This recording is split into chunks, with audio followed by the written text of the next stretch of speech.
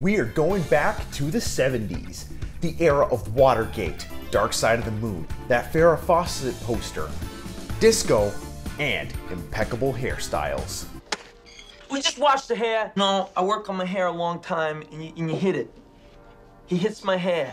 Of course, the 1970s was also an exciting time in comic books. So today, I bring you the top 20 best comic books of the 1970s. Coming at ya!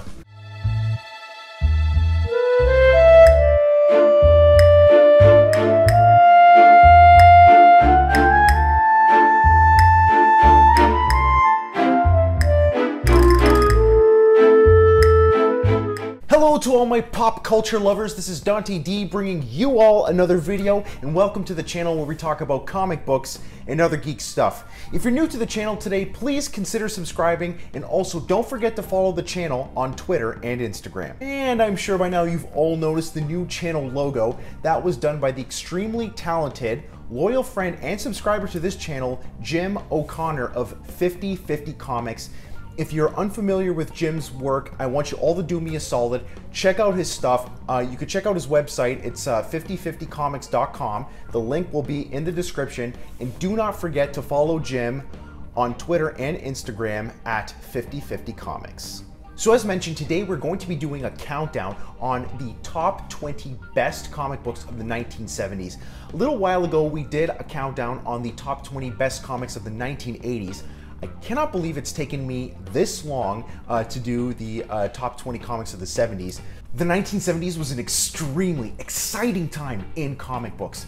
The genre really experienced a lot of growth and development during this time as stories became darker, more complex, and socially relevant. And by socially relevant, I mean these stories started tackling issues that were never really covered before in comic books, such as racism, alcoholism, drug abuse, and pollution. Now, before we get into this list, I just wanted to go over the criteria for how I organize these books. The books that you're going to see are going to appear in order of cultural significance, not the value of the actual individual issue. The first book on our list, coming in at number 20, is Amazing Adventures number 11, featuring the first appearance of the Furry Beast. This is probably one of the lesser known 1970s books on this list, but it is an extremely important one. As you all know, when Beast made his first appearance in the 1960s, he didn't have any fur. It was in this book here that he actually grew that fur, probably from a science experiment, if I recall correctly. But I absolutely love this book, and it is super important because from this point forward, the Beast always appeared with fur. Number 19, Conan the Barbarian number 1. This is a very well-known book from the 1970s and a very important one. This is what started the whole sword and sorcery craze in the 1970s. Conan the Barbarian is known not only for its absolutely stunning artwork, but also for its amazing writing. All of the stories from Conan the Barbarian were adapted from earlier pulp magazines by, I believe it was Ron E. Howard or something like that. The Marvel Comics was the first to adapt those stories into comic book stories, and it just became very popular. Books that appeared after Conan the Barbarian, such as Kull the Conqueror and Red Sonja, are a testament to how popular sword and sorcery was during this time. Now you're probably asking, why isn't this book higher on the list? Yes, sword and sorcery was a very popular genre during the 1970s, but it never quite rose to the same heights as mainstream superhero comics. That is why it is at number 19. Number 18, we have Tomb of Dracula, number 10, featuring the first appearance of Blade the Vampire Hunter. And Blade, I'm sure, is a character that really doesn't need any introduction. He had quite a few awesome movies in the late 90s and early 2000s. I don't know if you like them, but I personally love the Blade movies with Wesley Snipes, and I would personally like to see even more Blade movies. Take a look at this.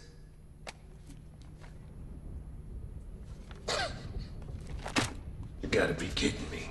Number 17, we have The Amazing Spider-Man number 101, featuring the first appearance of Morbius the Vampire. This is an extremely entertaining issue. This is that storyline where Spider-Man grows those extra arms, it actually starts turning into a spider. It's awesome. It actually was adapted into an episode of the Amazing Spider-Man cartoon from the 1990s. Awesome in the comic book, awesome in the cartoon, and I would really recommend checking out both the stories, both in the cartoon and in the comic book. Let go! I feel energy surging through me. I feel a hunger. Morbius is one of those villains to me that's a little underrated. I think he's an extraordinarily fascinating character, and I really would like to see Marvel do more with him. Number 16, we have a very well-known 1970s comic, that is Iron Fist number 14, which is the first appearance of Sabretooth. Sabretooth over the years has become a staple in pop culture, not only in movies, but also in comic books as being Wolverine's biggest pain in the ass. Sabretooth is to Wolverine probably what the Joker is to Batman. It's just such an interesting dynamic between the characters, especially since it's kind of implied by Marvel that Sabretooth and Wolverine are related, possibly brothers. Check out Origin for more information on that. Coming in at number 15, I actually have two books which I think are tied for this spot, and those are Batman number 227 and Batman number 251. There's nothing hugely significant here that is going on in the stories of these books, but these are very two well-known 1970s covers that were done by Neil Adams, and they're highly, highly sought after. I've actually read both of the books, and they are awesome and stellar stories as well, but these books are really well known for the covers. I think what's really important about these two covers are that they really illustrate that return to Batman's darker roots. As you all know, in the 1950s and the 1960s, Batman was kind of silly and associated with camp, especially with that Adam West TV show.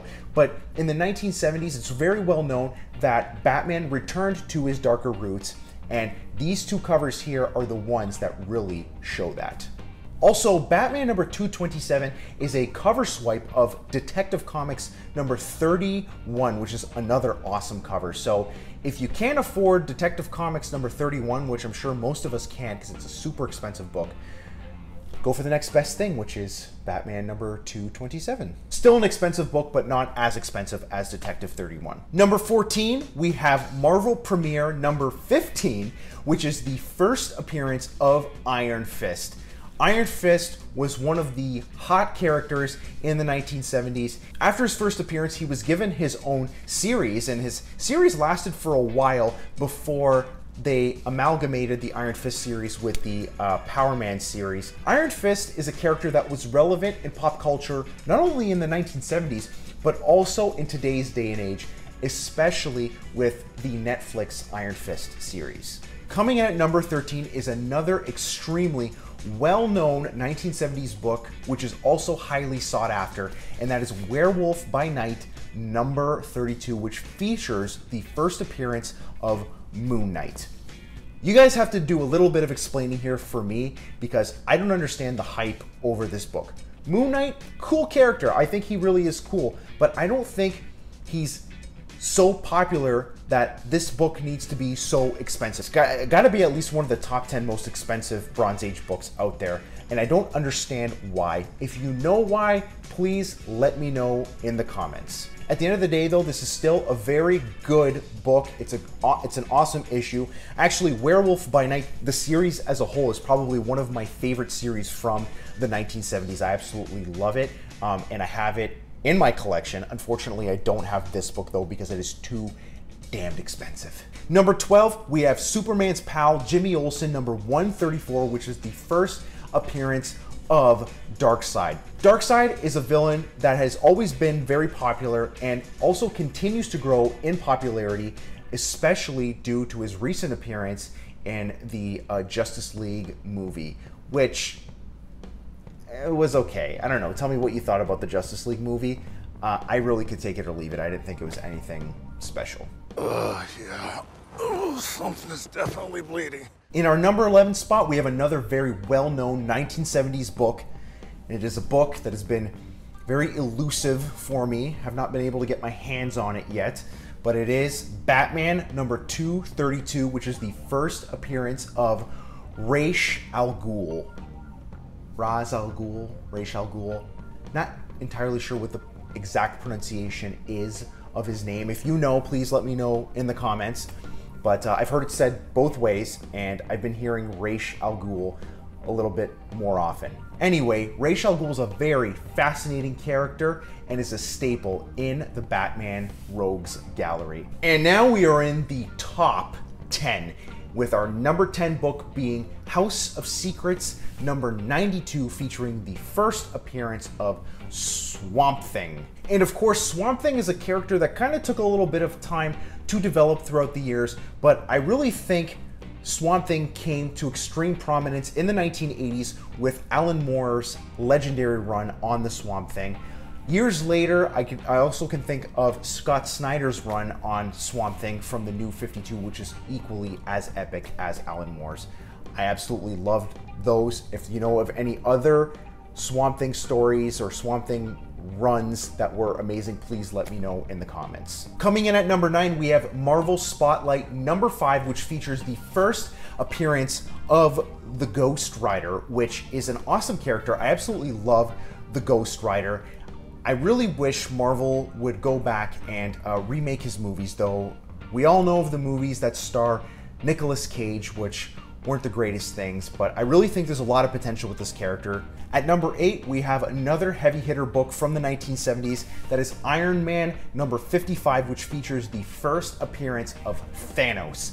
Thanos being an extraordinarily hot villain right now, especially due to that Infinity War movie, which I absolutely adored. I'm sorry if you didn't like it, but seriously, in my opinion, it is probably the best movie that Marvel has put out in a while. Regardless of the film though, in comic book lore, Thanos is a badass villain, probably one of my favorite villains. Every appearance of his in the comics is an unforgettable one. With all 6 stones, I could simply snap my fingers. They would all cease to exist. I call that mercy. Number 7, we have Green Lantern Green Arrow number 76. This is technically Green Lantern number 76, but this was the first issue where they introduced that Green Lantern Green Arrow team up. This is a legendary run on Green Arrow by Denny O'Neil and Neil Adams. This series here is really known for its stories that called attention to a lot of those issues that I mentioned earlier, such as alcoholism, drug use, pollution, etc., etc. Unfortunately, the series didn't last as long as DC would have hoped it had, but it is still a very memorable one from the 1970s. Every time someone asks me to recommend an awesome comic from the 1970s, I always never forget to mention Green Lantern Green Arrow, because I personally love that series, and it's probably arguably my favorite series from the 1970s. Coming in our number 6 position, we have the Uncanny X-Men number 101, which is the first appearance of the Phoenix. And of course, the whole Phoenix saga was one of the hot stories going on in the X-Men throughout the 1970s and into the 1980s. It was a long story, but it was an epic one. At number 5, we have the Uncanny X-Men number 94, which is the first appearance of the new team in the ongoing series. I absolutely love this book. In this book here, we see the seeds sown for what would later become X-Men madness in the 1980s and 1990s.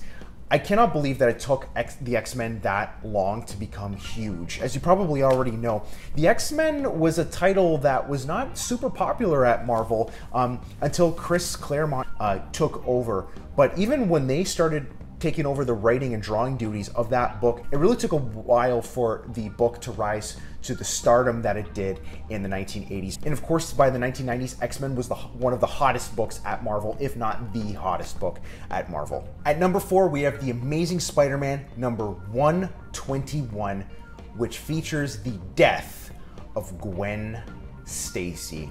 Wow, this is another one of my favorite books from the 1970s. Up there with Green Lantern and Green Arrow is this book right here in terms of favorite books from the 1970s. Ask anyone who was reading comics during the 1970s to name a few stories from the time period, and I can probably guarantee that they will not forget to mention the death of Gwen Stacy. This was a huge deal in the 1970s, probably because in comic books, as we all know, death was rarely permanent, and Gwen Stacy is one of those characters that actually stayed dead, at least up until recently, if I'm not mistaken. Spider-Gwen, anyone? Now we are at the top 3. I'm sure you've already guessed what the top 3 books are, but here they are anyways. So at number 3, we have The Amazing Spider-Man number 129, which is the first appearance of the Punisher, and another super, super hot book from the 1970s. The Punisher is another one of those prime examples of anti-heroes, and you have a lot of those anti-heroes starting to pop up in the 1970s. I really think the 1970s was that era of the anti-hero, because Marvel and DC both really started experimenting with heroes that were a little bit more morally ambiguous and a lot more interesting to the readers. The Punisher to this day is one of the most popular characters, and going into the 1980s and 1990s, the Punisher remained to be a hot character. In our number 2 spot, we have Giant Size X-Men number 1, which is the first appearance of the new team and the first appearance of a lot of characters that we know and love today, such as Colossus and Storm and Nightcrawler, just to name a few. I think there were a few other ones. If you know in the comments all the first appearances that this book has, please let me know, definitely. This is an extraordinarily culturally significant book, because when you think of the X-Men, or you think back to when you used to watch the X-Men on TV or used to read the X-Men comics, I'm sure you remember in the X-Men there was always Storm and Beast and Nightcrawler and all the X-Men we know and love today. This was the first appearance of all of those X-Men we know and love together under one team, and it was an amazing issue. I've read this issue and I absolutely love it. It is definitely a memorable one. And before we get to our number 1 book, here are a few notable mentions. Detective Comics number 400, which is the first appearance of Man-Bat. All-Star Western number 10, which is the first appearance of Jonah Hex, and the infamous Green Lantern drug issue featuring Speedy on the cover shooting up. And the book that we have in our number 1 spot is one that I'm sure you've already guessed, and that is The Incredible Hulk number 181, featuring the first appearance of Wolverine. Wolverine is the prime example of the 1970s anti-hero that became kind of a Marvel trademark back in the 1970s due to all those anti-hero characters that were appearing. I cannot understate the importance of Wolverine in pop culture. Everyone knows Wolverine. Wolverine is probably the most popular X-Man and probably one of the most popular characters at Marvel. Wolverine. Cool guy. Everybody's favorite. Wolverine. Favorite X-Man. He was a hot character from the minute that he appeared on the pages of Hulk 181, and people just loved him to the point where they experimented a little bit with him and gave him his own series in the 1980s. A very well-known Frank Miller, Chris Claremont Wolverine run. And then by the end of the 80s, Wolverine got his own series, and these are series that are in print even today. Bub. So that about does it for our list today. Do you agree with the list? Are there any books that you think I might have forgotten or should have included in this list? Please let me know in the comments. Until next time, this is Dante D signing off. I will see you all in the next episode.